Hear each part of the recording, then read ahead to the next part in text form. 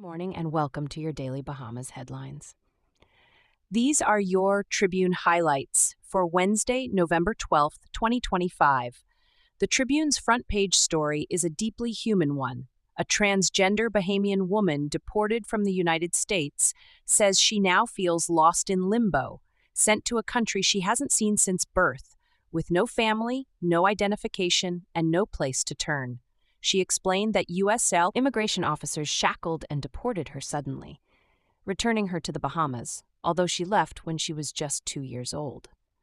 Once here, she found herself completely alone, unfamiliar with the country, struggling to access health care and housing, and unsure how to begin her life again.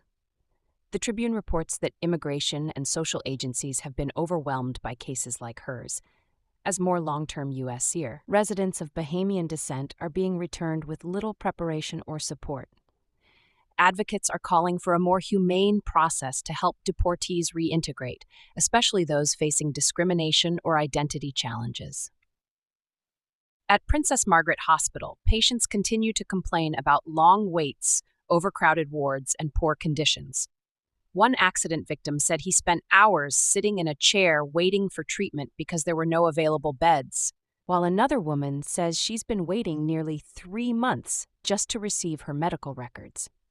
Many patients describe feeling helpless and frustrated with what they call a broken public health system. In other local news, the 2 pit bulls that attacked a 7-year-old boy over the weekend have been euthanized.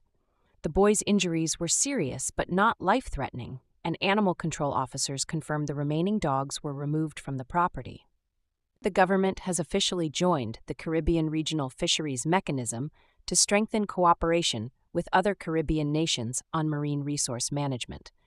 Meanwhile, Bahama Mix Limited has appointed its new board of directors as part of efforts to modernize roadworks operations, and Water and Sewerage has completed major pipeline repairs on East Bay Street, with road resurfacing expected soon. Former BPL chief Anthony Christie says the Family Islands remain the company's biggest challenge, calling them his greatest nightmare due to maintenance costs and frequent power interruptions.